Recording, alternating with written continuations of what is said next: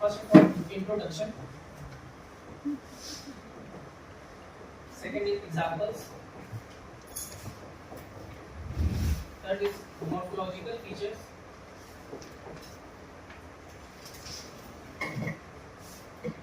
After that, mechanism and steps of in apoptosis. So सबसे पहले हम इसको डिफाइन करेंगे कि व्हाट इज एपोप्टोसिस.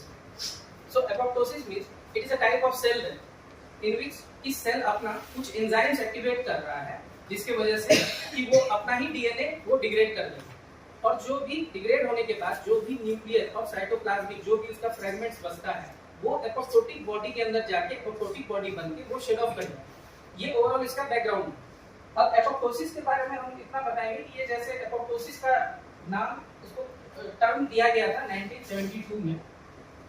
ये एक ग्रीक वर्ड है जिसका मतलब है कि फॉलिंग ऑफ या शेडिंग ऑफ. इसको हम लोग जेनेटिकली प्रोग्राम सेल डेथ भी बोलते हैं. ये फिजियोलॉजिकल भी हो सकता है और पैथोलॉजिकल भी हो सकता है. इसको फिजियोलॉजिकली कहेंगे तो ये अनवांटेड सेल जो भी होता है उसको रिमूव करने के काम आता है. इसका एग्जांपल है जैसे कि हैंड वेब स्पेस जब भी बन रहा होता है उस समय एपोप्टोसिस होता है. मतलब कि जो भी अनवांटेड सेल्स है उसको रिमूव करना. इसी कारण से अगर एपोप्टोसिस ना हो तो वहां पर सिंडेक्टाइली या पॉलीडेक्टाइली हो सकता है. अब इसका एग्जांपल्स पे आते हैं. एक है फिजियोलॉजिकल एपोप्टोसिस, एक है पैथोलॉजिकल एपोप्टोसिस. फिजियोलॉजिकल में एम्ब्रायोजेनेसिस के दौरान, ऑर्गेनोजेनेसिस के दौरान, एंडोमेट्रियल शेडिंग के दौरान,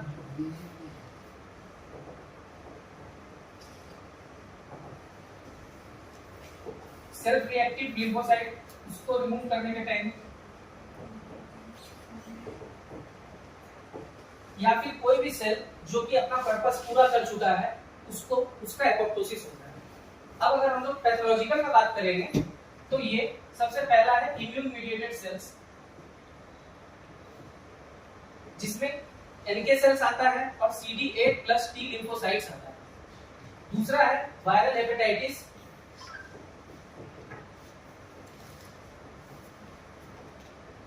उसके बाद है टॉक्सिन रिलेटेड लिवर इंजरी,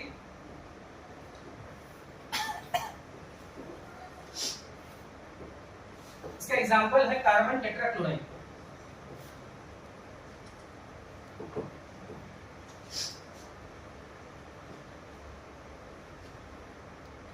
उसके बाद है ड्रग इंड्यूस्ड लिवर इंजरी.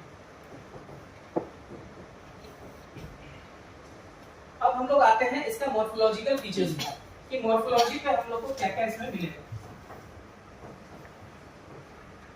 तो मॉर्फोलॉजी का अगर हम लोग बात करें तो उसको सबसे अल्टीमेट हम लोग को मिलता है वो है सेल श्रिंकेज.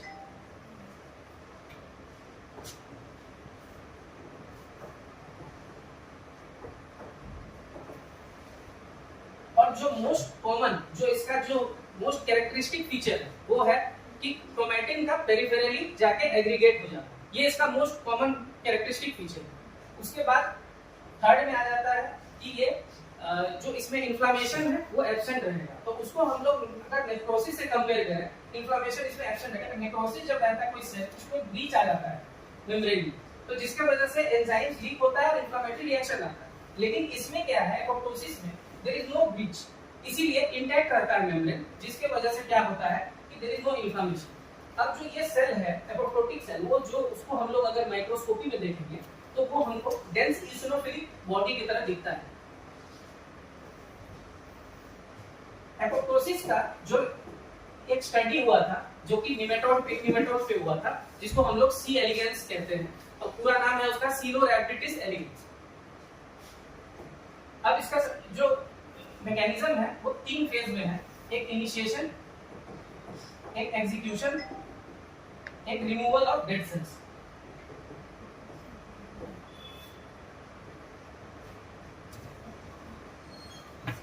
अब सबसे पहले एंजाइम जो है, दो एंजाइम्स आता है इसमें, एक है कैस्पेज, दूसरा है एंडोन्यूक्लियस। जो कैस्पेज का बात करेंगे तो ये सिस्टीन प्रोटीएज, और यहाँ एस्पेज मतलब हुआ कि ability of the enzyme to break down peptide fragments near aspartic acid residue. अब अगर इसमें दो टाइप होता है कैस्पेज में, एक इनिशिएटर कैस्पेज, एक एग्जीक्यूशनल कैस्पेज। जो बाद में आता है जैसे कि 8, 9, 10 वो इसमें पहले चला जाता है, मतलब कि 8, 9, 10 इनिशिएटर में चला गया, और जो पहले आता है वो बाद में चला गया, मतलब कि 3, 6, 7 वो एग्जीक्यूशनल है।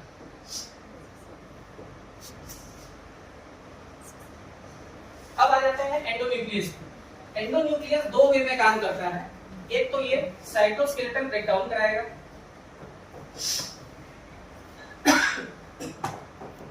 दूसरा ये क्या करता है कि ये डीएनए क्रोमैटिन का ब्रेकडाउन कराता है छोटा छोटा फ्रेगमेंट। अब वो जो ब्रेकडाउन रहेगा फ्रेगमेंट का, वो इंटरन्यूक्लियोसोमल फ्रेगमेंटेशन रहेगा। इसीलिए हम लोग जब इसको प्रोटीन एगारोस जेल इलेक्ट्रोफोरेसिस पे देखते हैं तो उसमें हमको 200 बेस पेयर पे प्रोटीयोलाइटिक क्लीवेज दिख रहा होता है। तो जो प्रोटीयोलाइटिक क्लीवेज दिखेगा वो उसी को हम लोग ये स्टेप लैडर पैटर्न है।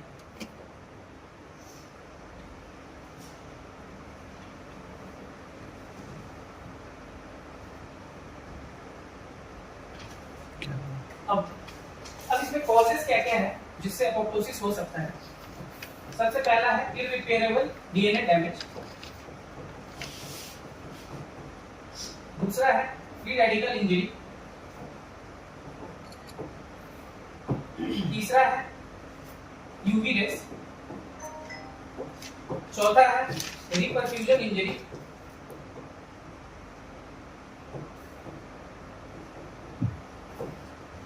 ये सब मिलके एक इसका एपोप्टोसिस का मास्टर है, जो कि क्या करता है कि पूरा जो भी प्रोसेस होगा एपोप्टोसिस का उसको कमांड करता है, वो है P53। ये P53 इसको डैमेज को डीएनए डैमेज को सेंस करता है। अब P53 इसलिए बोला गया कि 53 इसका मॉलिक्यूलर वेट है 53 किलो डाल्टन। इसका 53 का तीन चीज काम आता है, एक तो ये परमानेंट सेलिसेंस करवाता है, दूसरा ये एपोप्टोसिस करवाएगा और सेल साइकिल में ब्रेक लगाता है। ये तीन काम है इसका। अब ये जो इसका आगे का जो स्टेप है P53 का एक्टिवेट होने के बाद ये किस तरह से आगे एपोप्टोसिस कराता है, उससे पहले हम लोग कुछ बेसिक्स इसके बारे में जानते हैं कि कौन कौन सा प्रोटीन्स होता है एपोप्टोटिक प्रोटीन जिसपे ये P53 काम करे, ताकि हम लोग आगे समझ सके कि P53 कैसे उसको एपोप्टोसिस करवाना है। तो सबसे पहले इसमें कुछ प्रोटीन्स है, जैसे pro apoptotic protein, anti apoptotic और BH3 ओनली सेंसस। जो प्रो एपोप्टोटिक है वो है बैकबैक्स, एंटी एपोप्टोटिक हो गया BCL2, BCLXL, MCL1 और BH3 ओनली सेंसर। इसका काम है डीएनए डैमेज को सेंस करना। तो ये इसमें आ गया पिप्रिडवैक 1 होस्ट।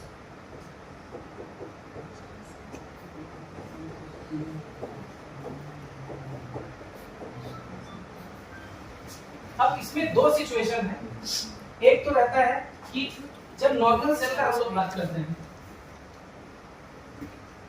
जैसे ये सेल, तो इसमें अंदर माइटोकॉन्ड्रिया है, ये इनर माइटोकॉन्ड्रियल मेम्ब्रेन है, यहाँ पर cytochrome C inner mitochondrial membrane में प्रेजेंट रहता है। अब जब नॉर्मल सेल का हम लोग बात कर रहे हैं, यहाँ ग्रोथ फैक्टर रिसेप्टर रहता है, यहाँ ग्रोथ फैक्टर रिसेप्टर रहता है, इस पे ग्रोथ फैक्टर बाइंड करेगा। उसके बाद जो ये साइटोक्रोम C अंदर इनर माइटोकॉन्ड्रियल मेम्ब्रेन में प्रेजेंट था, ये लीक नहीं होना चाहिए, माइटोकॉन्ड्रिया के बाहर नहीं जाना चाहिए, क्योंकि अगर ये एक बार बाहर चला जाता है एपोप्टोसिस इनएविटेबल वो होगा। तो इसको जो प्रोटेक्ट करने का काम कर रहा है वो यहाँ बैक चैनल एक चैनल है जो कि इसको लीक होने से बचाता है। और इसको जो बैक और बैक चैनल पे जो काम कर रहा है वो है anti apoptotic factor, mainly BCL2। ये मेनली इसमें बैक और बैक्स पे काम कर रहा है।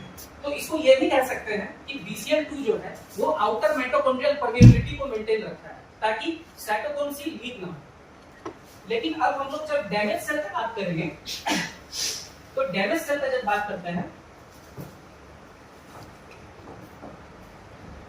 जो कि कारक अभी बताए थे थोड़ा देर पहले कि कोई भी फ्री रेडिकल इंजरी हो या रिपरफ्यूजन इंजरी हो, डीएनए डैमेज, इरेडिएशन हो या केमिकल टॉक्सिसिटी हो, इसके वजह से p53 एक्टिवेट होता है। तो ये दो पाथवे में काम करेगा। एक तो होता है इंट्रिंसिक पाथवे, जिसको हम लोग माइटोकॉन्ड्रियल पाथवे कहते हैं। दूसरा होता है एक्सट्रिंसिक पाथवे, एक फास्ट लाइगेंड है, एक टीएनएफ लाइगेंड। अब सबसे पहले इंट्रिंसिक पाथवे में जब डीएनए डैमेज हुआ तो p53 रिकॉग्नाइज किया डैमेज को। ये क्या करता है, एक्टिवेट करता है BH3 सेंसर्स, जो कि बिम फीडबैक हुआ नुक्सा के बारे में बताए थे, BH3 और सेंसर, तो उसको एक्टिवेट करेगा। अब जो BH3 सेंसर्स है, एंटी एपोप्टोटिक फैक्टर, तो BCL2, तो ये BH3 सेंसर क्या करता है, एंटागोनाइज कर देगा BCL2 को। ऑटोमेटिक क्या है कि BCL2 अगर जब एंटागोनाइज हो जाएगा, तो ये जो हम लोग बात किए थे अभी, ये इनर माइटोकॉन्ड्रियल मेम्ब्रेन का, ये BCL2 अगर एंटागोनाइज हुआ तो यहाँ जो साइटोक्रोम C है, ये बैक चैनल खुल जाता है। मतलब कि अगर BCL2 अगर एंटागोनाइज हुआ तो ये बैक और बैक चैनल प्रोवोक हो जाता है, ऑटोमेटिक प्रोवोक होता है। और एक बार जब हो जाएगा, अब जब साइटोक्रोम C लीक होता है, ये सारा चीज जो भी हो रहा है ये माइटोकॉन्ड्रिया के अंदर हो रहा है। तो साइटोक्रोम C लीक होने के बाद ये एंटी एपोप्टोटिक फैक्टर 1 के साथ कंबाइन करता है। ये फिर क्या, एपोप्टोजोन फिर क्या करता है, इनिशिएटर कैस्पेस को एक्टिवेट करेगा। अब इसमें जो इनिशिएटर कैस्पेस जो इंट्रिंसिक पाथवे में काम करता है, वो इनिशिएटर कैस्पेस 9 है। ये फिर जाके एग्जीक्यूशन कैस्पेस को एक्टिवेट करता है 367। वो फिर एंडोन्यूक्लियस को एक्टिवेट करेगा। एंडोन्यूक्लियस वो दो वे में काम करता है, एक साइटोस्केलेटल ब्रेकडाउन कराएगा, एक डीएनए क्रोमैटिन ब्रेकडाउन कराएगा। अब फिर सेकंड पाथवे जो है उसका एक्सटेंसिव पाथवे।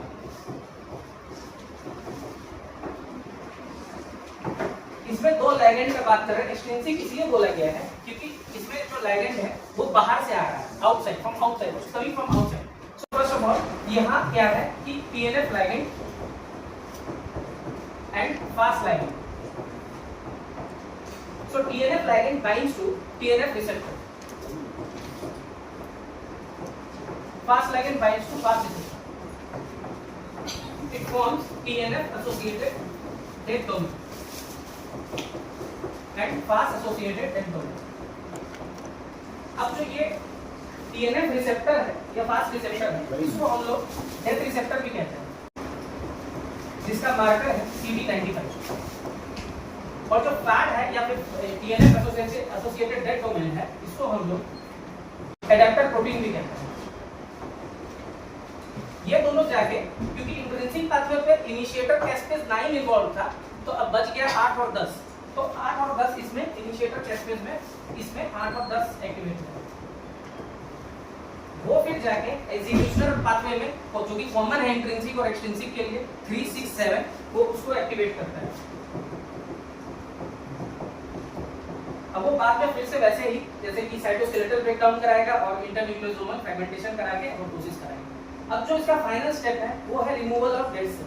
जैसे ये नॉर्मल सेल है, ये न्यूक्लियस है, ये एंडोप्लाज्मिक रेटिकुलम है, यहाँ माइटोकॉन्ड्रिया है। अब उसके बाद क्या होता है, इसमें सबसे पहले इसमें ब्लेब्स आना शुरू हो जाएगा। और दूसरा जो मेन कैरेक्टरिस्टिक फीचर अभी हम लोग जो सबसे पहले डिस्कस किए थे कि मॉर्फोलॉजिकल फीचर्स में, वो था जो न्यूक्लियस के अराउंड यहाँ पेरिफेरल एग्रीगेशन ऑफ क्रोमैटिन होता है। माइटोकॉन्ड्रिया में स्वेलिंग वगैरह भी हो सकता है। उसके बाद ये जैसे मदर सेल है, ये न्यूक्लियस है, यहाँ एपोप्टोटिक बॉडी बन के निकलना है इसको। तो यहाँ जो अंदर का लाइनिंग रहता है वो रहता है फॉस्फोटिडाइल सेरीन और कुछ हद तक थ्रोम्बोस्पोंडिन। तो जब ये फॉस्फोटिडाइल सेरीन है, ये क्या होता है, एक्सप्रेस हो जाएगा एपोप्टोटिक के बाहर। मतलब क्या हो कि जो भी इनसाइड है दैट कम्स आउटसाइड, और जो आउटसाइड है दैट गोज इनसाइड। और जो एपोप्टोटिक बॉडी का कंटेंट रहता है वो साइटोप्लाज्मिक, मेनली साइटोप्लाज्मिक और न्यूक्लियर डेब्रिस रहता है। अब जो ये फॉस्फोडिलाइल बाहर आया, इसका दो काम, एक तो ये ईटनी सिग्नल दे रहा है, किसको दे रहा है? मैक्रोफेज को दे रहा है, ताकि मैक्रोफेज आके उसको किल कर सके। दूसरा काम ये है कि कभी हमको पता करना है कि एपोप्टोटिक बॉडी है तो कुछ मार्कर्स हैं, जैसे उसको हम लोग यूज कर सकते हैं, जैसे कि एनेक्सिन 5। एनेक्सिन के बारे में सिर्फ बता सकते हैं, कॉमनली एनेक्सिन दो ही एनेक्सिन्स हैं पैथो में, जो कि मोस्टली हम लोग एनेक्सिन A1 रहता है, एनेक्सिन 5 रहता है, जो कि एनेक्सिन 5 हम लोग यहाँ एपोप्टोसिस में यूज करते हैं, एनेक्सिन A1 हेरी सेल ल्यूकेमिया में यूज होता है। अब जो ये दो, इसमें जो एनेक्सिन 5 था वो आके बाइंड करेगा फॉस्फोडिलाइल सेरीन को।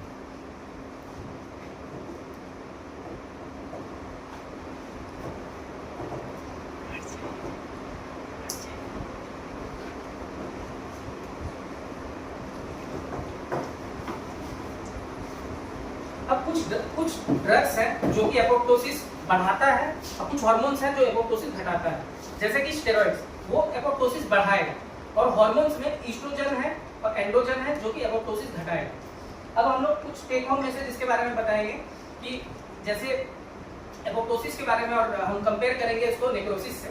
तो एपोप्टोसिस जो है सबसे पहले कि जेनेटिकली प्रोग्राम सेल है, नेक्रोसिस जो है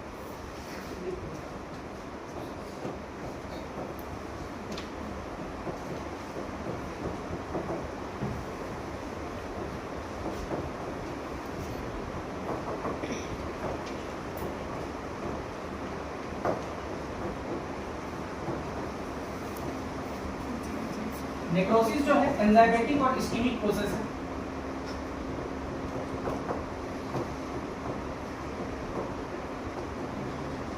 एपोप्टोसिस एक्टिव प्रोसेस होता है, ये पैसिव प्रोसेस होता है। एपोप्टोसिस में सेल मेम्ब्रेन इंटैक्ट रहेगा, इसमें ब्रीच रहता है, क्योंकि ब्रीच रहेगा तो इसकी वजह से इन्फ्लेमेशन इसमें प्रेजेंट रहेगा, इसमें एब्सेंट रहेगा। सेल साइज एपोप्टोसिस में घटता है और इसमें सेल साइज बढ़ेगा। दूसरा, एपोप्टोसिस सिंगल सेल इन्वॉल्व करता है और जो नेक्रोसिस है वो ग्रुप ऑफ सेल्स इन्वॉल्व करता है। मार्कर का अगर बात करें तो नेक्रोसिस में there is no marker, and apoptosis का बात करें तो एक CD95 होता है और इसमें एनेक्सिन 5 होता है। बाकी अगर हम लोग पेज करेंगे प्रोटीन एगारोस जेल इलेक्ट्रोफोरेसिस, उसमें हमको नेक्रोसिस में स्मेयर पैटर्न मिलेगा,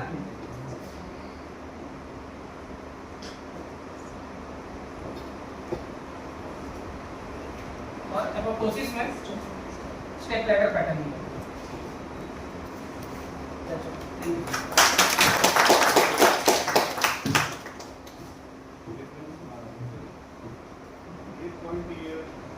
पॉइंट बताया है, बहुत अच्छे से बताया है। एपोप्टोसिस में भी फिजियोलॉजिकल और necrosis is you must underline necrosis is invariably pathological. Apoptosis में भी फिजियोलॉजिकल और pathological, and inflammation is associated with necrosis, never associated with apoptosis. क्यों नहीं होता है एसोसिएटेड? क्योंकि सेल कंटेंट एपोप्टोसिस में यदि नहीं होता, cell content. Excellent presentation by doctor Vivek.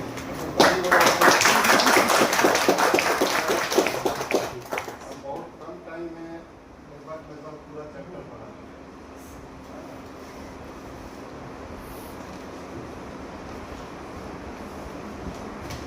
Cytochrome C, दो तीन बात जो है बहुत अच्छे से बताया है, तो ध्यान से रखिए। साइटोक्रोम सी जो है इसको डबल एजेड स्वॉर्ड भी कहते हैं, दुधारी तलवार,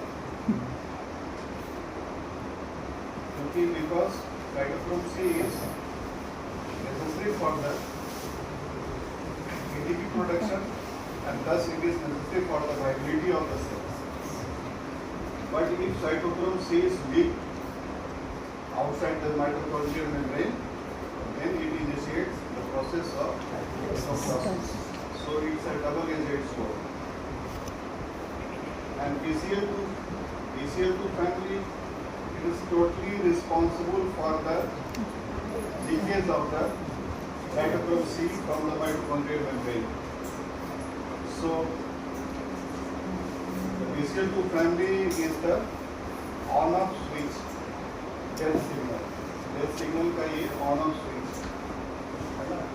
इसी के वजह से जो सेंसर्स एक्टिवेट हुए और फिर इनिशिएटर आया, फिर इफेक्टर आया, रेगुलेटर्स आया, ये सब कुछ इसके ही ऊपर होता है, जो कि इंट्रिंसिक पाथवे के तहत यानी माइटोकॉन्ड्रियल पाथवे के तहत आता है. एक्सट्रिंसिक में ये बताया भी कि दो रिसेप्टर होता है, एक फॉक्स रिसेप्टर है और एक ह्यूमन नेक्रोसिस फैक्टर, और जो लिगेंड है वो TNF अल्फा एंड फास्ट और CD95.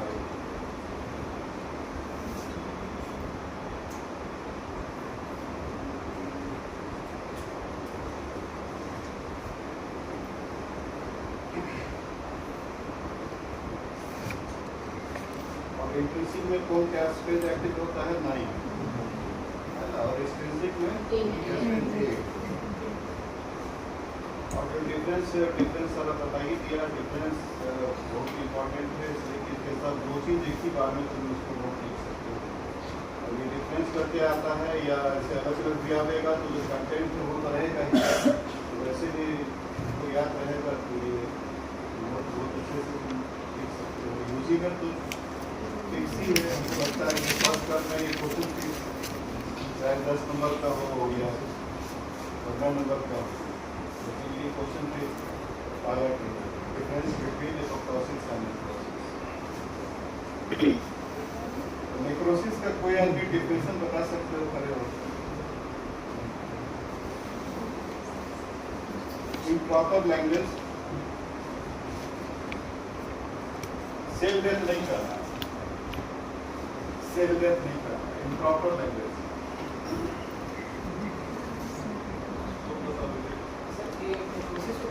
Uncontrolled death of cells or tissue in a living organism by infection, toxin, ischemia, foreign body, and it is characterized by denaturation of protein and enzymatic digestion of cell, which causes breach in cell membrane and leading to leakage of enzyme, and which elicits inflammatory damage. Very good.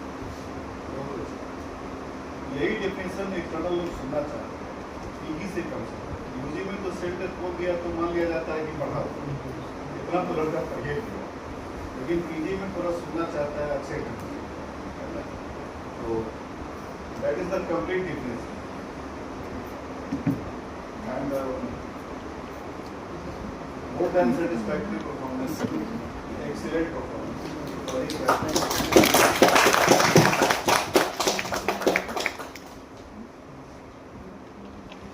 अब next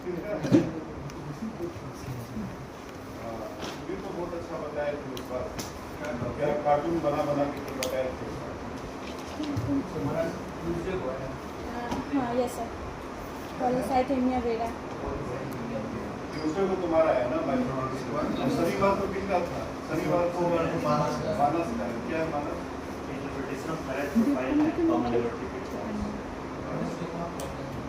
और Wednesday को किसका है? क्या है?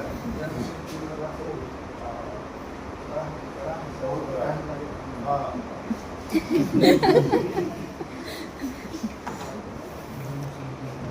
सही बात है.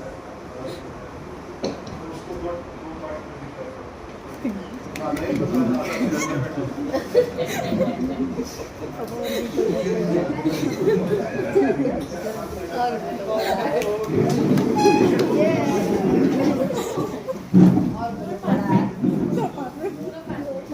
Two days.